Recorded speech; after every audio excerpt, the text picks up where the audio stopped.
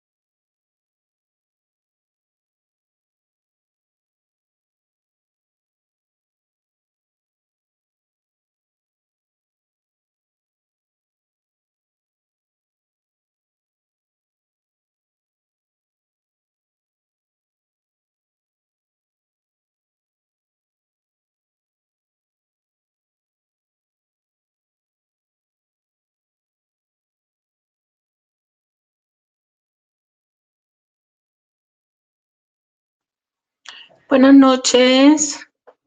Les comentaba antes que voy a esperar unos minutitos para ver si se conectan más personas, para así no tener que repetir la información.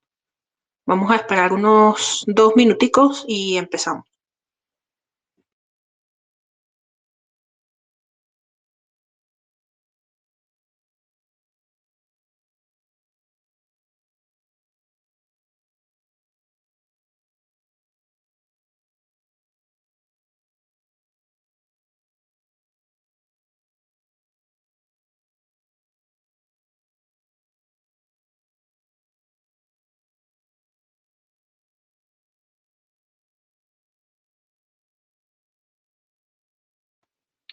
¿Me pueden avisar, por favor, si me escuchan bien, si ustedes pueden abrir sus micrófonos? ¿Me confirman?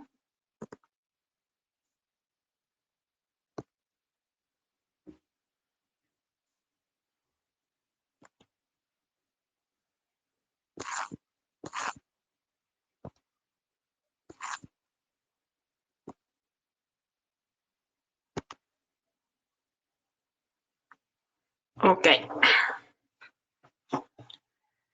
listo, gracias ahí por las manitos.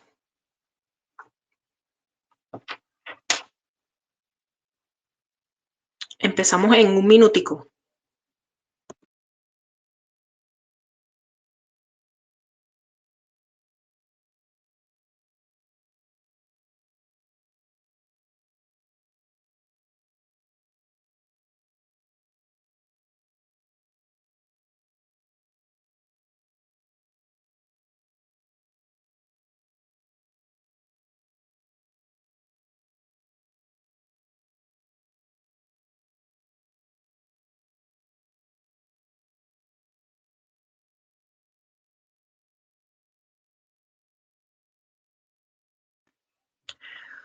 Bueno, listo, son las 7:05. Vamos a empezar. Primero, bueno, buenas noches. Hay algunas personas aquí que no conozco todavía y a los que ya conozco, bueno, gracias por conectarse. Vamos a, vamos a conversar un poquito hoy. Voy a explicarles o a contarles primero sobre el tema y voy a dejar para que ustedes hagan preguntas al final. La idea es más que todo hacer una conversación lo más amena posible. Esto no es una clase magistral donde no se pueda participar. Si quieren hacer algún comentario o algo, pueden hacerlo sin ningún problema. La idea de esta conversación surge por la cantidad de delitos de violencia digital que se están presentando. Ha sido un aumento considerable de los casos que he visto, de los casos que he recibido.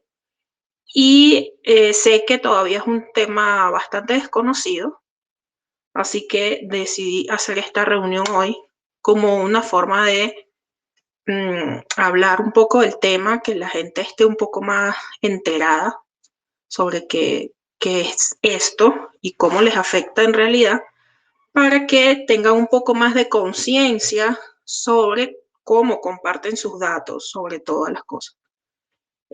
Porque al final se trata de eso, de cómo compartimos los datos, qué tan cuidadosos somos con la información que compartimos. Eso incluye fotografías, información personal, una cantidad de cosas. Todo lo que ustedes generen de datos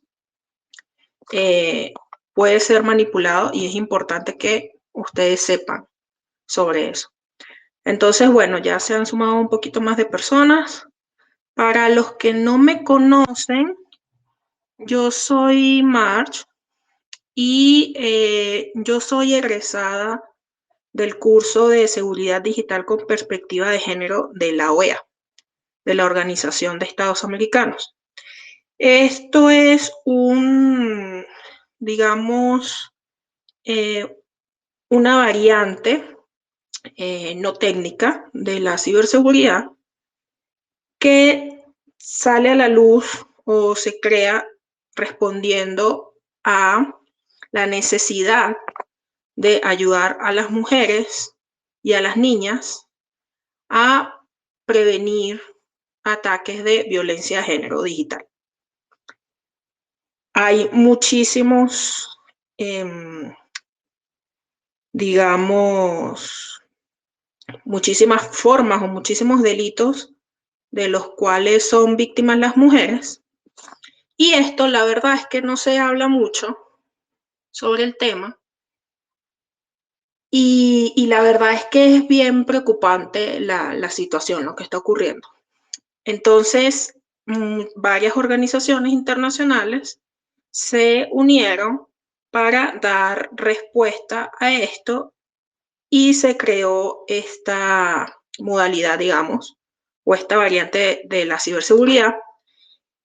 Y esto en particular, este curso fue dirigido por la OEA gracias al auspicio del gobierno de Canadá. Y yo tuve la oportunidad de participar allí junto con una cantidad increíble de abogados, jueces, defensores de derechos humanos de varios países de Latinoamérica. Fue un privilegio. Ahora ese curso, cuando yo lo empecé porque me gané una beca para hacerlo, pero ahora este curso está abierto al público. Entonces, si a alguno de ustedes les interesa el tema, pudiera ingresar a la página de la OEA y verificar si en este momento están abiertas las inscripciones para poder realizar el curso. Se le hicieron algunos cambios para que pudiera ser, digamos, accesible a cualquier tipo de persona, pero está disponible. Entonces, bueno, además de eso, yo soy analista de ciberseguridad y trabajo actualmente con seguridad del software, con gobernanza y bueno, quise hacer esta actividad por los que le mencioné anteriormente. Entonces, bueno, empecemos a conversar sobre esto y lo primero que debemos hacer nosotros es definir qué es la violencia digital o qué es la violencia de género digital. Yo nombré esta conversación como violencia digital en general, sin referirme al género, porque hay un aumento también significativo de ataques contra hombres, sobre todo contra chicos, adolescentes, a través de redes sociales.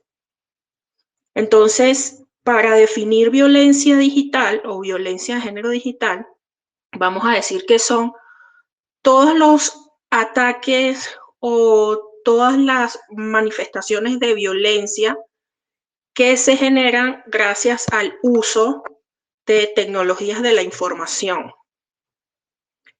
Esto implica que se puede usar Internet, que se puede usar redes sociales, que se pueden usar el Internet de las cosas, que se pueden usar correo electrónico, todo lo que sea, con el uso de las tecnologías de la información. Ustedes dirán, bueno, pero ¿qué tanta violencia puede haber a través de las redes sociales o a través de correos electrónicos? ¿Qué es esto? Pues la verdad es que sí, se dan muchos casos de violencia a través de los medios digitales y casos como, que es lo más común hoy en día, específicamente en el caso de las mujeres, la creación de imágenes íntimas alteradas con inteligencia artificial. Estas imágenes se comparten por internet sin consentimiento de la víctima y esto es un delito. Y este delito se llama distribución no consentida de imágenes íntimas. Esto es un delito que en muchos países es penado por la ley. Y así hay otra cantidad de delitos de los que vamos a estar conversando. Para ponerlos en contexto, uno de esos delitos que digamos que está mal nombrado, pero se le conoce como pornovenganza. La verdad es que este término no se usa desde el punto de vista legal o desde el punto de vista de defensa de los derechos humanos digitales, pero bueno, es conocido así por las personas. Hay alguien que está pidiendo hablar. Te voy a dar paso un poco más adelante para yo no perder un poquito el hilo de lo que les estoy contando. Entonces, bueno, dentro de toda esta cantidad de delitos que pueden haber a través de Internet está, por ejemplo, el ciberacoso, el ciberhostigamiento, lo que se llama grooming. Los que no estuvieron en la charla que hice con Sil sobre grooming, pueden encontrar esta charla en mi perfil de Twitter. Hablamos de grooming. El grooming viene siendo, digamos, para hacerlo claro en términos, digamos, sencillos, grooming son estas personas adultas que se hacen pasar por niños para entablar una relación con niños y adolescentes. Y todo esto lo hacen a través de las redes sociales. Falsifican perfiles en redes sociales y tratan de entablar una relación con los niños, eso con alguna finalidad. Por lo general la finalidad, la última, es obtener imágenes íntimas de los niños con los cuales hacer sextorsión. Sextorsión es otro delito que se puede generar a través de redes sociales, y la sextorsión viene siendo el uso extorsivo de imágenes íntimas o de información personal de las personas víctimas de estos delitos. Es importante que nosotros sepamos que la sextorsión o que algunos delitos que se generan a través de las redes sociales, del uso de Internet, se pueden convertir en sextorsión, pero que no todos los delitos son sextorsión. Solamente son sextorsión los delitos en los que la información que obtuviste o que obtuvo el victimario lo usa con fines de recabar dinero para, pues para usarlo, o sea, como sea que lo quieran usar. Eso no es la razón, digamos, no hay razón para eso, pero la mayoría de estos casos el fin último es obtener dinero. La grandísima diferencia, que es algo que yo noto que la gente todavía no entiende mucho sobre este tema, la grandísima diferencia entre un delito, por ejemplo, de ciberseguridad, un delito contra las empresas, las bases de datos, y un delito relacionado a la violencia digital, es que la violencia digital afecta a las personas. Y esta afectación puede en muchos casos llevar al suicidio de la víctima, cosa que no pasa cuando un hacker o cuando un atacante roba datos en una empresa. Cuando tú robas datos en una empresa, vas a tener los datos, muchas personas van a ver sus datos vulnerados, pero nadie se va a morir. En cambio, cuando hay violencia digital, la persona se puede morir, la víctima se puede morir, básicamente porque deciden suicidarse por no entender cómo manejar la situación en la que se han visto envueltos a través de un delito de estos. Hay casos de casos. Yo quiero en esta oportunidad, más que todo, darle ejemplos. Por eso esta charla se llama Consecuencias Reales de la Violencia Digital, porque más que todo vengo a contarles casos que he tenido últimamente, casos que me han reportado últimamente, casos que he visto en la prensa últimamente, para que ustedes puedan ver realmente cuál es el, digamos, el rango de complicación que puede tener todo esto. Entonces, bueno, vamos a empezar a contarles, lo voy a ir contando caso por caso y les voy a ir contando qué tipo de delito es. Y para contarles el primer caso, este es un caso que me llegó el año pasado de una periodista. Esta periodista vive en Estados Unidos y el caso es bien particular porque ella no había comentado, nadie sabía que ella estaba siendo víctima de ciberhostigamiento. El ciberhostigamiento del que ella estaba siendo víctima fue por parte de un seguidor en redes sociales. Este seguidor desde hace años, desde hacía como 2, 3 años, la seguía, le mandaba mensajes, seguía también a sus hijos en redes sociales, les mandaba mensajes también, les mandaba mensajes de tipo sexual, la chantajeaba con una cantidad de cosas y esta persona nunca dijo nada. Y el año pasado el tema escaló porque un seguidor de esta persona que estaba violentando a esta periodista, un seguidor en redes sociales de esa persona, llegó hasta el lugar de trabajo de la periodista. Eso es una de las características también importantes de los delitos que tienen que ver con violencia digital. La gran mayoría de estos delitos no se quedan en Internet. La gran mayoría de los atacantes o de los victimarios son personas de relación con la víctima.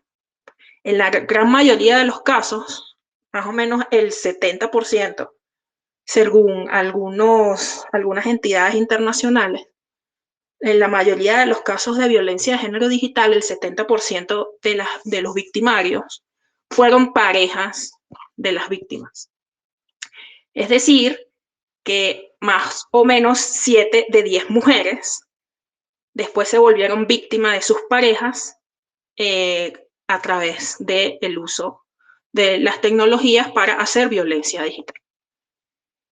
Esto puede estar en forma, por ejemplo, de monitoreo. Muchos de los casos que ocurren en este, digamos, en este caso en particular, en la que la pareja es el victimario, muchos de esos casos son casos de monitoreo. Los casos de monitoreo son casos en los que el victimario, por ejemplo, instala o activa GPS en el celular de la víctima. Son casos en que, por ejemplo, cuando hay tecnologías del Internet de las cosas dentro de una casa, por ejemplo, cámaras, que estas cámaras ahora se pueden manejar a distancia desde Internet. Entonces, el victimario vigila a la víctima a través de las cámaras de la casa. también se han reportado casos en los que hay termostatos o aires acondicionados a distancia, con mando a distancia, y el victimario, para manipular a la víctima, usa estos dispositivos para cambiar la temperatura de la casa, hacer que haga más calor o más frío, y con eso manipular a la víctima. Entonces, en este caso de que les estaba hablando del ciberhostigamiento a esta periodista, esta persona, este personaje, seguidor del victimario, pues se llegó hasta el trabajo de esta persona. Y estuvo a punto de agredir a la periodista.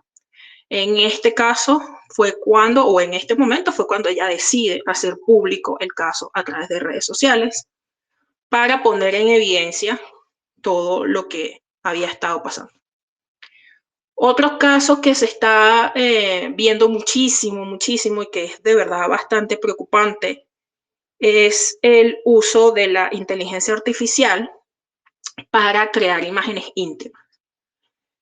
En muchísimos de los casos, lo que hacen es que toman una foto de la víctima, la llevan a la inteligencia artificial y hacen con prompts, hacen imágenes donde la mujer está desnuda o tiene de pronto alguna vestimenta, digamos, provocativa o algo así.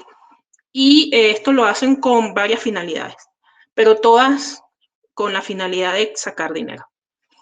Hay personas aquí que están hoy aquí que han hecho estas imágenes de mujeres mostrando los senos sin ropa, lo han hecho con el uso de la inteligencia artificial.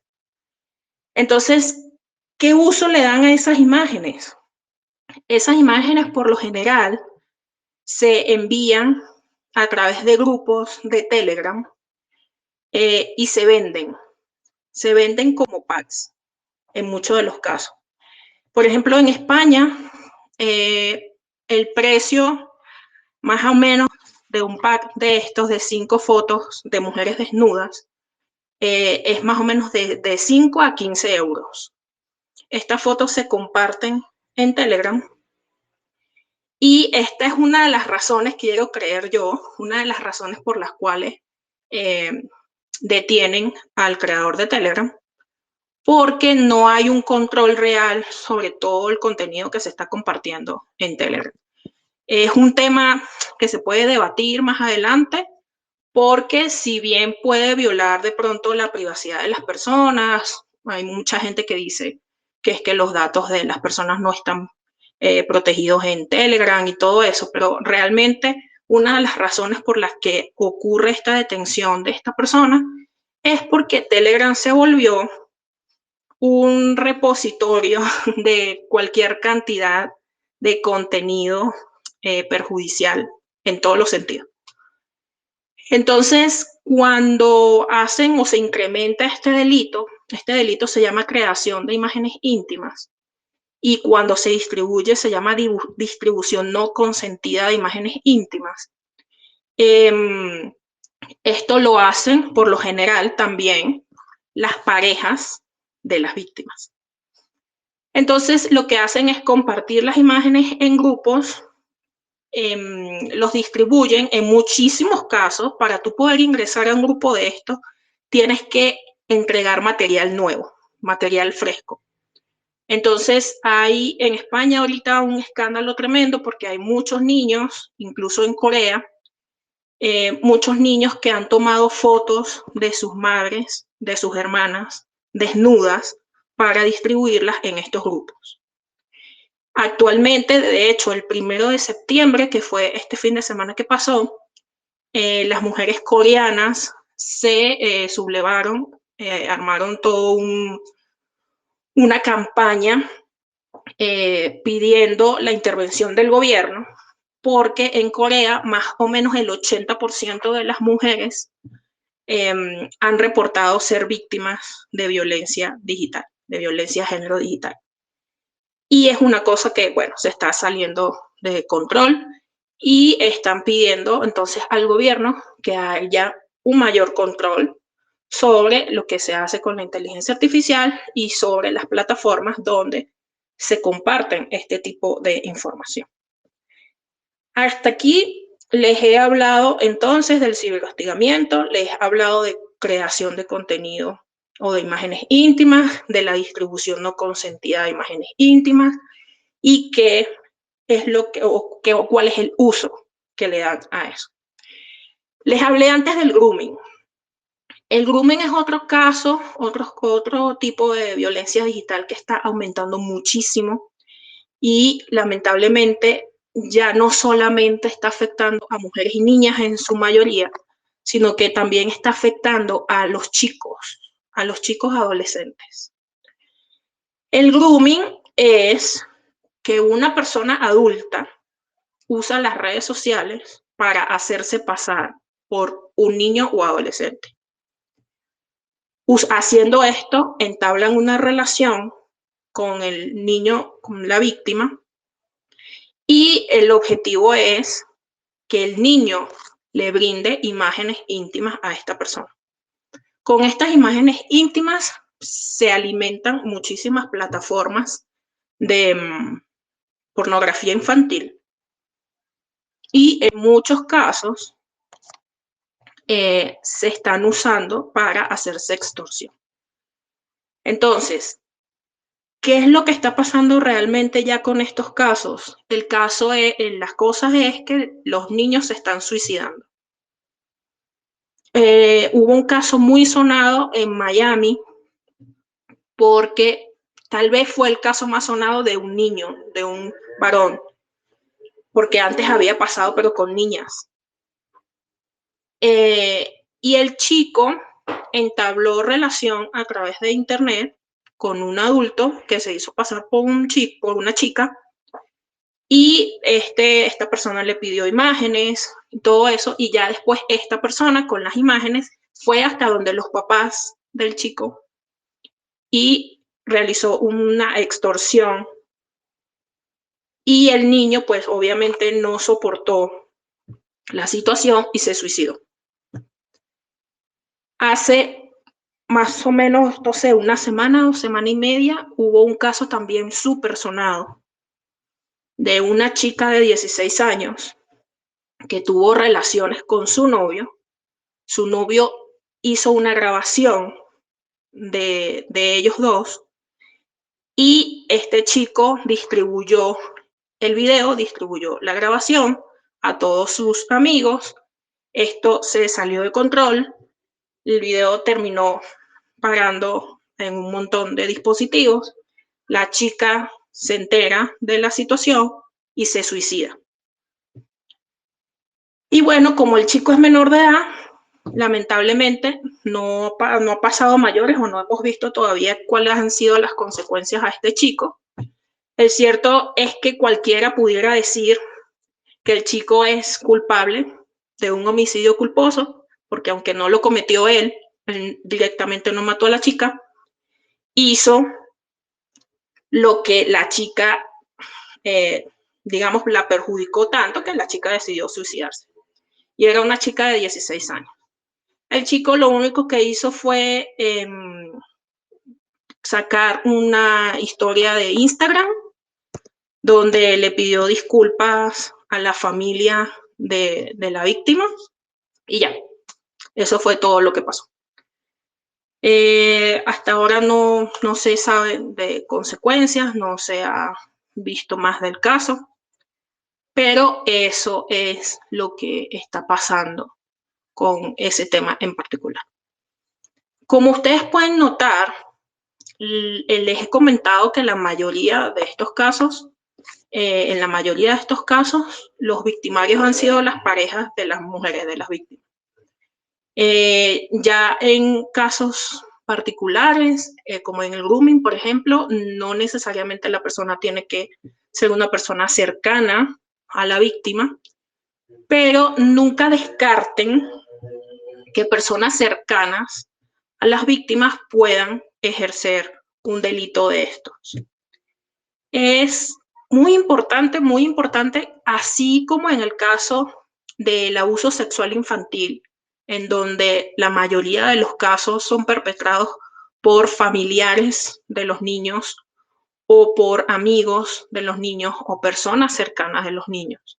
Ustedes tengan en cuenta que estos delitos también pueden ser perpetrados por personas cercanas a la víctima. Ya se los comenté en el caso, por ejemplo, de Corea, lo que está pasando, que los niños para poder ingresar a estos grupos de pornografía toman fotos a las mamás, a las hermanas, a las amigas.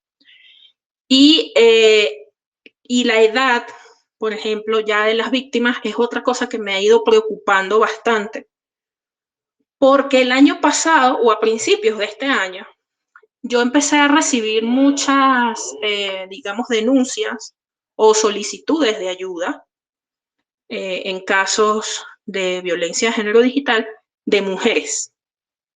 Pero era bastante extraño porque no eran las mujeres las que me escribían, sino eran los amigos, hombres. Ellos me escribían y me decían, mira, mi amiga está siendo víctima de violencia, así, así, así. Pero de un tiempo para acá, y es bastante preocupante, los que ya empiezan a escribir o a pedir ayuda son niños, niños de los colegios, niñas, porque sus compañeros de colegio les están tomando fotos en los colegios, se meten a los baños a tomarles fotos a las niñas, les toman fotos durante clases, en el aula de clases, y las meten en la inteligencia artificial y las modifican. Eso ha sido lo que más me ha preocupado, porque lamentablemente la relación de padres e hijos en muchos casos es una relación bastante deteriorada. Y cuando las niñas se ven víctimas de este tipo de cosas, los padres, en lugar de apoyarlas o ayudarlas a solventar la situación o hacer las denuncias pertinentes, van y caen en contra de las niñas como si ellas tuvieran la culpa. En algunos casos, las niñas ni siquiera saben que esas imágenes han sido compartidas. Ya después se enteran cuando las ven en internet o cuando las ven en algunas redes sociales. Entonces, eso sí ha sido un cambio muy tremendo, digamos, en el patrón de las denunciantes desde, digamos, mayo para acá. Y es algo en lo que tenemos que poner atención. ¿Qué hacemos cuando nosotros vemos un caso de estos? ¿Cómo podemos ayudar? ¿Cómo podemos denunciar? Una de las cosas que ustedes tienen que saber, que es primordial para poder, digamos, abordar este tipo de situación, es que ustedes deben tener pruebas de absolutamente todo. La mayoría de las veces estos delitos empiezan con mensajes en WhatsApp o en cualquier otra red social donde empiezan amenazando a la persona, donde hacen comentarios sexistas, donde hacen comentarios manipuladores o xenofóbicos o racistas. Y esos comentarios empiezan a escalar y empiezan a ponerse un poco más complejos. Todo lo que ustedes encuentren o todo lo que les llegue a ustedes, si ustedes son las víctimas, con respecto a esto, ustedes deben guardar todas esas pruebas, porque con esas pruebas ya después ustedes van a ir a la policía y van a poner la denuncia.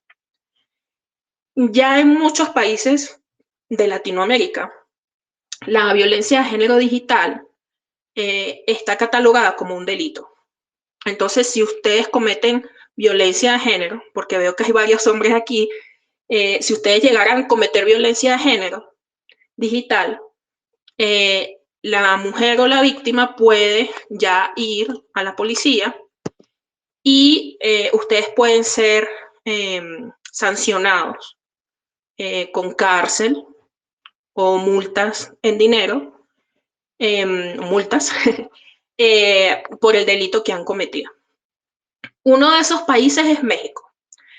México tiene una ley llamada Ley Olimpia, que es una ley creada por una chica que se llama Olimpia Melo. Olimpia Melo es una activista por los derechos de las mujeres desde el punto de vista digital. Ella trabaja defendiendo a las mujeres de la violencia de género digital porque ella fue víctima de violencia de género digital. Ella tenía un novio que tomó unas fotos de ella y estas fotos las distribuyó por redes sociales y ella se dio cuenta luego que sus fotos estaban en internet, de unas fotos de ellas desnudas. Olimpia yo creo que es el caso o de los primeros casos de violencia de género digital cuando todavía no se hablaba de este tema, que más repercusión ha tenido, porque ella se ha dado a la tarea de hablar de su caso y de denunciar las cosas que han sucedido. Ella pues trabajó arduamente para que la violencia de género digital fuera un delito en México y hoy día lo es. Gracias a digamos, a ese trabajo que haya ejercido en México, Argentina solicita su ayuda para crear también la ley contra la violencia de género digital en Argentina. Y esa ley se aprobó el octubre del 2023, en octubre del año pasado. Algunas personas dicen que todavía tiene algunas falencias, que todavía tiene algunas dificultades, que no es una ley que está muy robusta en Argentina, pero el hecho es que ya en Argentina la violencia de género digital también es un delito y usted puede ir a la cárcel por ese tipo de delitos. Cosas similares pasan en otros países de América Latina. Por ejemplo, ya en Chile, hace 2 meses más o menos, ya también el Congreso aprobó la ley contra la violencia de género digital. En los países donde no hay una ley contra la violencia de género digital como tal, hay leyes contra la violencia de género.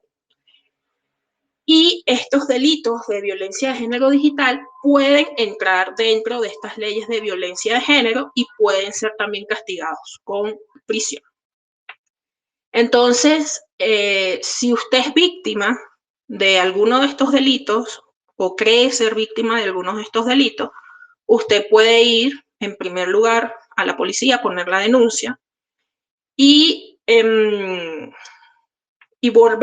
estar como muy atento a las entidades dentro de su país que se encargan de este tipo de delitos.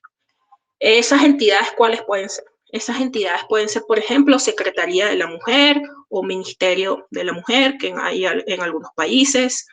En Colombia, por ejemplo, hay entidades que se dedican específicamente a prestar apoyo ante estos delitos, aunque no es una institución, digamos, del gobierno, que es una fundación llamada Fundación Carisma. Ellos trabajan con todo el tema de derechos digitales, violencia de género digital, todos los delitos que se cometen a través de las redes sociales o el uso de las tecnologías. Entonces ellos pueden brindar información a las víctimas para ayudarlas a poner la denuncia correctamente, ayudarlos desde el punto de vista psicológico, porque como les hablé al principio de la charla, la grandísima diferencia entre los delitos de violencia de género digital y los delitos de ciberseguridad es que los de ciberseguridad, la empresa pierde datos y eso es muy valioso, pero en los delitos que tienen que ver con la violencia de género digital, la persona pierde la vida, se suicida. Entonces, esa es la grandísima diferencia. Entonces, como ya las implicaciones de un delito de estos son mucho más amplios, afectan a la familia, afectan la reputación de la víctima, muchas víctimas han perdido sus trabajos por delitos como estos, afectan también la economía de las víctimas, afecta su salud mental. Entonces, muchos de estos programas que se crean para ayudar a las mujeres víctimas de género digital incluyen asistencia psicológica. Casos, por ejemplo, la línea púrpura, que es una línea que funciona en Colombia. Ha tenido algunos detractores porque dicen que no es suficiente la ayuda que brindan, pero sí es cierto que existe como herramienta y que brinda apoyo y asistencia a las mujeres en distintos ámbitos, desde el punto de vista psicológico, desde el punto de vista legal, para que ellas puedan hacer las denuncias correspondientes. Cuando ustedes hacen la denuncia, o mejor dicho, la mayoría de las personas consideran que no es necesario denunciar porque tienen la creencia de que si denuncian no va a pasar nada, de que eso no va a ir a mayores, de que se pierde mucho tiempo, de que incluso hay que invertir dinero en abogados para poder poner la denuncia. Yo les quiero invitar, y esto ya lo he dicho antes, es muy importante denunciar. ¿Por qué? Porque las denuncias de este tipo sientan un precedente. Entonces, si en tu lugar de vivienda no había o no hubo en alguna oportunidad delitos de este tipo, entonces el hecho de poder denunciar estos delitos ya siente un precedente y ya empieza a generar toda una ruta a través de la policía, toda una ruta que se activa para poder tener medidas de protección de protección hacia las mujeres o de mitigación, digamos, de los delitos. Entonces, les invito a hacer las denuncias, por más que ustedes crean que nada va a pasar, porque eventualmente sí pasa. Entonces, yo quisiera invitarlos primero, ya que veo personas que están bastante comprometidas o usando mucho las tecnologías, les invito a estar atentos. Primero, que ustedes no cometan un delito de violencia digital, pero también a estar atentos a que personas a su alrededor no se estén convirtiendo en víctimas de estos delitos.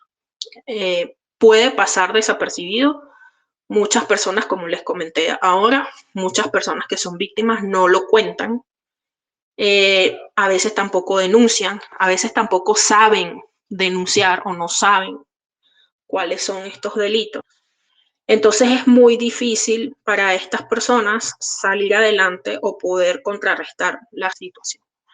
Entonces ya ustedes que tienen cierta idea, ustedes pueden entrar a internet, buscar información sobre violencia de género digital, buscar información. Ya es, digamos, más común encontrar este tipo de información en internet.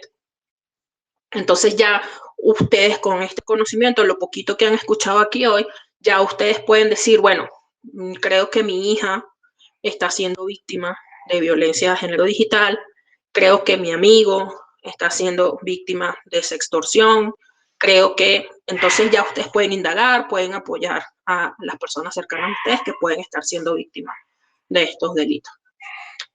Yo quiero dejar ahora la oportunidad de que hagan preguntas, porque a veces puede ser que yo me esté saltando información que para ustedes es valiosa.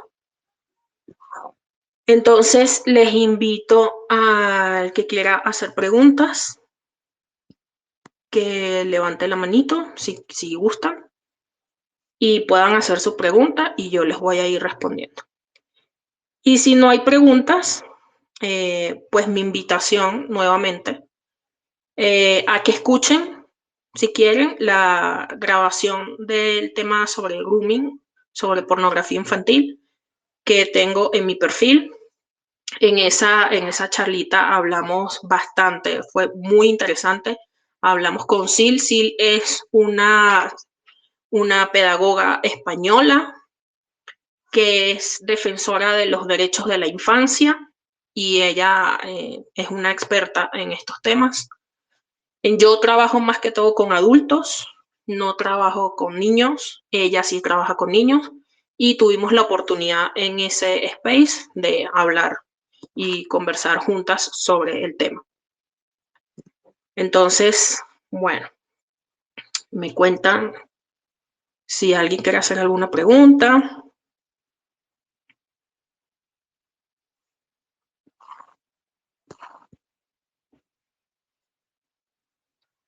Bueno, parece que no. Entonces, bueno, les invito a los que estén interesados en este tema, revisar la página web de la OEA.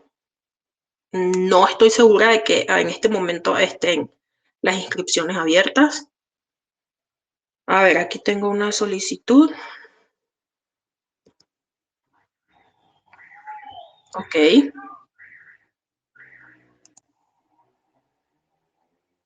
Bueno, tuvo miedo escénico. Bueno, listo. A ver, Eduardo, ¿tienes el micrófono? ¿Puedes abrir el micrófono? Muy buenas tardes, ¿qué tal? Es un grato escuchar la plática. Gracias por la invitación de Héctor, por que me envió el enlace y pues ahorita ando escuchando. Bueno, alcancé a escuchar sobre lo que estaban hablando sobre la ley Olimpia.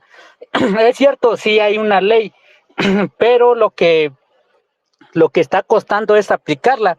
¿Por qué? Porque aquí, por ejemplo, yo soy del estado de Oaxaca, entonces nosotros somos un colectivo que nos dedicamos a ayudar a muchas personas que son víctimas de violencia digital, crímenes digitales y todo eso. Entonces, nosotros nos hemos topado con muchas cosas. Por ejemplo, hay muchas comunidades que no son cerca de las ciudades y ellos no saben o no entienden lo que es la ley Olimpia. Entonces, como ahí tienen acceso a celulares y a internet, entonces suben todo tipo de cosas. Incluso nos ha tocado ver en donde suben fotos muy personales, difamando a muchas personas, a mujeres, y en realidad la mayoría de las víctimas son mujeres. Entonces, y pues en muchas situaciones de esas hemos ido a Oaxaca con la policía cibernética, pero pues como todo en esta vida, pues ellos no pudieron hacer nada. Ejemplo, hubo hace como un año, subieron fotos comprometidas de una chica. Fuimos a hablar con la policía cibernética, pero ellos dijeron que necesitaban seguir protocolos y muchas cosas. Entonces, mientras tanto hacían eso, pasaban 2 días, 3 días y el contenido de la chica pues seguía en línea y seguían compartiendo, seguían guardando. Entonces, eso nos llevó a muchas cosas. Entonces, en su situación o desde su perspectiva, ¿qué se podría hacer en este tipo de situaciones? Mira, lo que pasa es, bueno, gracias por hacer la pregunta. Lo que pasa es lo siguiente, hay varios factores ahí que yo lo digo mucho y es que en estas situaciones hay varios actores. Y una de las, digamos, de las desventajas de esto en particular es que no hay educación sobre el tema, aunque Olimpia ha tratado de hacer lo posible para que todas las mujeres conozcan la ley y cómo se deberían hacer las denuncias. Lo cierto es que Olimpia es ella sola, es ella sola, pues ya también con un grupo de personas que la ha apoyado y todo eso, pero es ella sola en un país muy grande como México. Entonces es difícil llevar la información a todo el mundo. Por eso es que es muy importante generar campañas donde se haga conciencia sobre estos delitos. Si ustedes están trabajando con esto, traten de ir a colegios, a comunidades o usar las redes sociales para enseñar a las personas sobre estos delitos. Otro de los problemas que suceden, y es lo que te hablaba la policía cibernética, el tema de los protocolos. Por eso yo estaba hablando antes aquí de que lo más importante cuando se cometen estos delitos es tener las pruebas. Muchas personas no tienen la conciencia de eso y lo que hacen es desechar las pruebas. Desechan los mensajes, borran los chats, por ejemplo en WhatsApp, borran o hacen borrar las cosas que les escriben en redes sociales, Otra cosa muy importante es que cuando se reciben, digamos, los hechos, digamos por Instagram, vamos a poner un ejemplo, cuando te están haciendo ciberhostigamiento o ciberacoso a través de Instagram, tú tienes el poder, digamos, de denunciar estos hechos a través de la red social. Sí es cierto que hay muchas falencias en este tipo de denuncias a través de la red social, pero por temas de protocolo, precisamente como te decía la policía, uno debe hacer la denuncia ante la red social y guardar las pruebas de que uno hizo la denuncia ante la red social. Independientemente de cuál sea la respuesta que te dé la red social sobre el tema, tú debes hacer la denuncia en la red social, guardar las pruebas de la denuncia. Debes guardar las pruebas de los hechos. Y entonces ya después vas a la policía a poner la denuncia. Pero si tú vas a la policía y no tienes las pruebas de lo que está sucediendo, va a ser muy difícil porque estas pruebas digitales no son, digamos, eh, a veces no se pueden recuperar. Claro, con forencia digital es probable que se pueda, pero pasa que no es algo visible, como por ejemplo cuando golpean a alguien, que esa persona puede ir a la fiscalía, a medicina legal, y le hacen un examen y determinan que efectivamente fue golpeada. En estos casos no ocurre así. Entonces, por eso es tan importante el tema de las pruebas. Entonces, ahí yo lo que te recomiendo son varias cosas. Pues, digamos, lo primero es la educación. Es un trabajo muy arduo, es un trabajo muy difícil. Hay gente que no le gusta hablar de estos temas porque creen que es tabú. Hay gente que no cree que estas cosas pasen en realidad. Hay gente que le da miedo hablar de estos temas porque tienen miedo, tienen temor de que les pase, descubrir que son víctimas ahora que saben la información. Pero hay que hacer lo posible por educar a las personas. Si las personas no son educadas, no entienden sobre esto, pues nunca van a saber que están siendo víctimas de violencia digital. Lo otro es que cuando ocurre un delito de estos, pues lo que te acabo de hablar con respecto a las pruebas del delito. Eso es súper importante. Y lo otro es darle apoyo a la víctima en todos los aspectos de su vida, porque lo que acababa yo de comentar es que la grandísima diferencia entre un delito cibernético y un delito de violencia digital es que la violencia digital, las consecuencias o el impacto de la violencia digital afecta a todos los aspectos de la vida de la persona, de la víctima.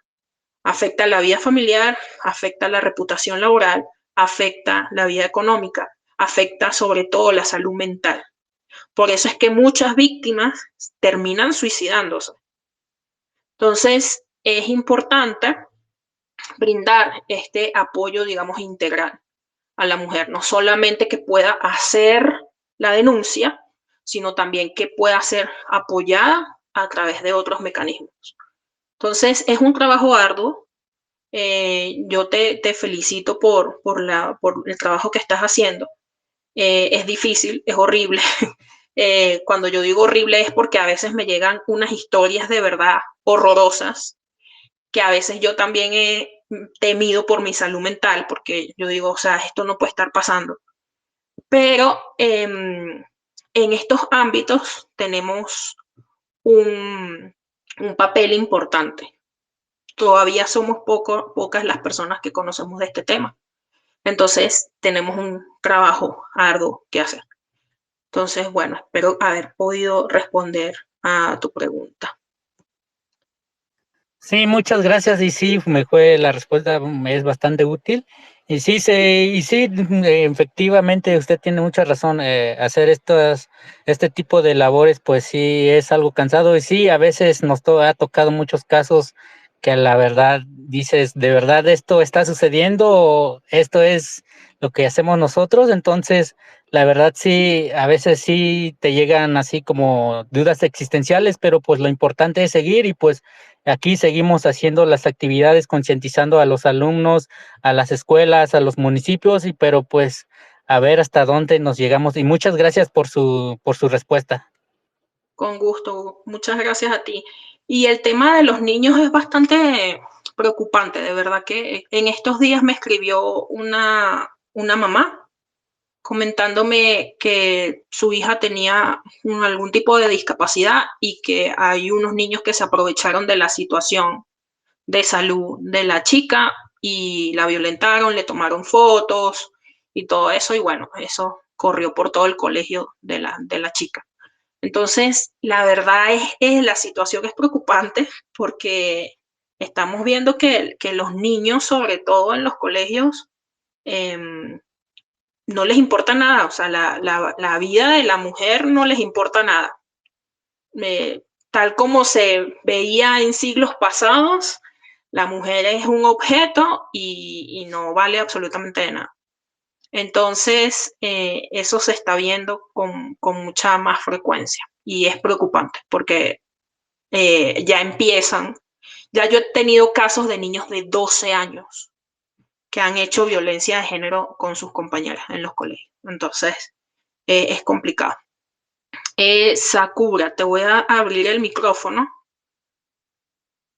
Me cuentas si ya puedes hablar, sí. No me quiere. A ver, agregar hablante, vamos a ver. Ah, ok, aquí. Listo. Ay, ¿qué pasó?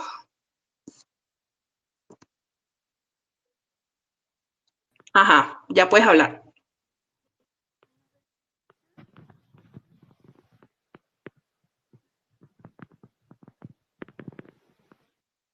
Aló, aló.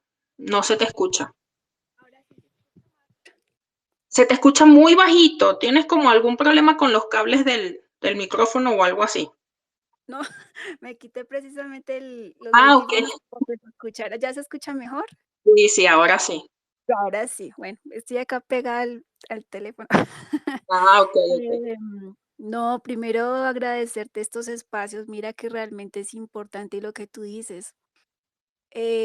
Hace falta más conciencia, hace falta como más comunicación, más campañas, pues sobre estos temas, ¿no? Porque algunas veces uno escucha más promoción, otro tipo de contenido y este que digamos es muy relevante y muy importante pues hoy en día que la tecnología prácticamente está en cada rincón de nuestras vidas, pues es elemental poder tanto pues desde niños como adultos también educarnos, ¿no? Porque lo que decía Mar, esto no toca solamente a los grandes, sino que ya empieza a tocar a los pequeños, que son los que pues son indefensos y no tienen, digamos que ese nivel avanzado de mentalidad de lo que puede estar ocurriendo con lo que se comparte. Si uno de adulto, algunas veces por ahí surgen cosas y detalles que lo ponen a uno a pensar y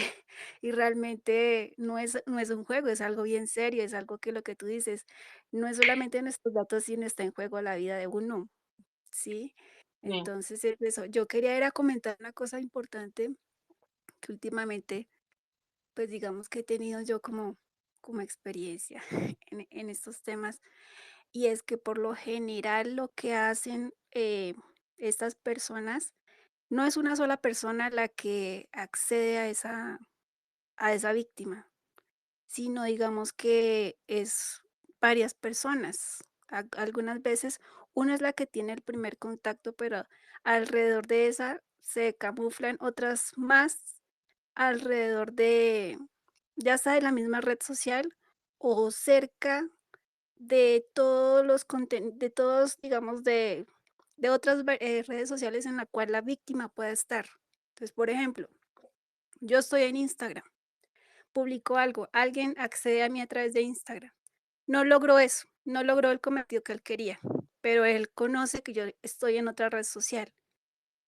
Va a esa red social, a la otra red social donde estoy, se hace pasar por otra persona y empieza otra vez lo mismo.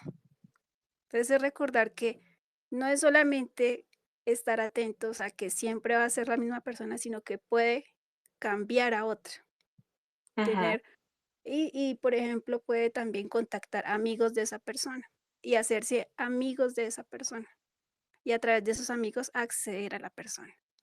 Entonces, también decir eso. Lo otro es cuando te contacten, por lo general, estas personas, em, lo que hacen es como que aislarte, ¿sí?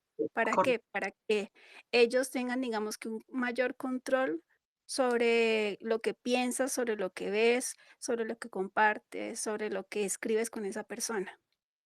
Y así obviamente pueden dominarte mentalmente, ¿sí? Lo otro Sí, es que pueden utilizar un chat privado donde pues tienen habilitado hay como una configuración donde pueden eliminar constantemente los mensajes. ¿Para qué? ujú, Para que no tengas como esa evidencia de lo que está pasando, ¿sí? correcto. Entonces, eso hay que también tenerlo presente. Que algunas veces dicen, no, este chat es súper seguro, mira que aquí no te va a ver nadie, aquí nadie te va a grabar, pero resulta que sí, efectivamente, tú puede que no le hagas screenshot, no le puedas tomar video, pero por ejemplo, si esa persona te está viendo a través de un computador, el computador sí te puede estar grabando a ti, ¿sí? Ujú, Así la aplicación no te deje grabar, pero hay programas externos a esa aplicación que sí te puede estar grabando. Entonces, tener cuidado que por más que te digan, no, que aquí no te va a pasar nada, que aquí nadie te va a ver, que mira que este cuarto, que mira que vamos allí, o muchas veces esa forma de ganarte la confianza de esa persona o que te quieran ganar la confianza es la puerta abierta que uno les da para que obviamente ellos crean que uno es inocente y no conoce y uno accede fácilmente a esas cosas. Y lo que tú decías, ya no solamente están involucrando a la misma persona, sino que también tráigame un hermano, tráigame a la tía, tráigame a la mamá, tómale foto a tal persona. Y no solamente eso, sino que están involucrando ahora animales, ¿sí? ujú. Que hay una violencia sexual también en animales. Ahorita no les puedo contar porque voy a asistir a una charla sobre ese tema que me invitaron la otra semana. Ujú. Luego les voy a comentar de qué trata, pero es preocupante. O sea, ya el tema no se salió solamente en humanos, sino que estamos afectando a otros seres más puros que son los animales. Entonces hay que tener en cuenta, tener cuidado. No accedan a muchas cosas. Tan pronto les pase eso, cierren totalmente la conversación, bloqueen a la persona, traten de no, pues, dar la mayor información que puedan. Ese es como mi mayor consejo. Muchas gracias, Marsh. Y bueno, y seguimos en estos espacios. Espero no sea el único. La gracia es que aquí todos comparten desde nuestra Gracias, experiencia. gracias a ti. Ujú. Muchas gracias a todos. Bueno, tú dijiste algo muy importante que voy a retomar aquí para decir dos cosas. Número uno, una de las razones por las cuales hay tanto delito ligados a la violencia digital es porque las personas creen que lo que se comparte en Internet solo le pertenece a ellos. Y quiero decirles que lo que se comparte en Internet nunca se pierde. Y lo que se comparte en Internet deja de ser información confidencial. Por eso es que hay tantas personas como Sil, por ejemplo, la chica que les acabo de hablar de España, que ella vive haciendo campaña para que los papás no compartan fotos de sus hijos en Internet. Esto es súper importante porque es súper preocupante. La gente cree que es muy inocente. Las redes sociales son muy inocentes y que no va a pasar nada si tú compartes fotos de tus hijos, no va a pasar nada si tú compartes fotos tuyas. Nadie se interesa por ti porque tú no tienes dinero, no eres importante, no tienes nada que te puedan robar ni nada de eso, pero la verdad es todo lo contrario. O sea, estos victimarios ya ustedes han escuchado, no necesariamente son personas externas, no necesariamente van a hacerse extorsión, no necesariamente van a usar el contenido de forma privada ni nada de eso. Son personas normales, comunes y corrientes que están relacionadas con nosotros de muchas maneras. Pueden ser amigos, pueden ser pareja, pueden ser hermanos, pueden ser tíos, primos, puede ser cualquier persona. Eso por un lado. Entonces, cuiden muchísimo la información que ustedes comparten en Internet, porque aunque ustedes no lo crean, todo lo que ustedes comparten en Internet es de dominio público. Una vez que ustedes comparten una foto por WhatsApp con cualquier persona, esa foto deja de ser de ustedes y ustedes le están dando la propiedad de esa imagen a la otra persona. Y ustedes no saben qué cosas puede hacer esa persona con sus imágenes. Lo otro que es muy importante, lo que tú estabas comentando, el victimario en muchos casos no actúa solo. Siempre hay un victimario principal y victimarios satélites. Y estos victimarios satélites son, por ejemplo, como en el primer caso que les conté de la periodista, que era una persona quien estaba haciendo el ciberhostigamiento y otra persona relacionada con el victimario fue el que llegó hasta el trabajo de esta mujer. Entonces, tengan mucho cuidado con eso, porque ustedes pueden creer que ya está controlada la persona victimaria y en realidad tiene por ahí sus personas que les están ayudando a cometer los delitos. Entonces, muy importante eso. Ya te voy a abrir el micrófono. Vamos a ver aquí. Agregar hablando. Aquí, aprobar. Vamos a ver. Listo, ya tienes el micrófono abierto.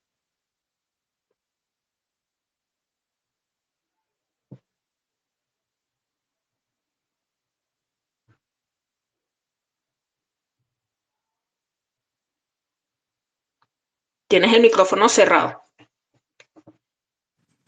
Perdón, es que no había escuchado.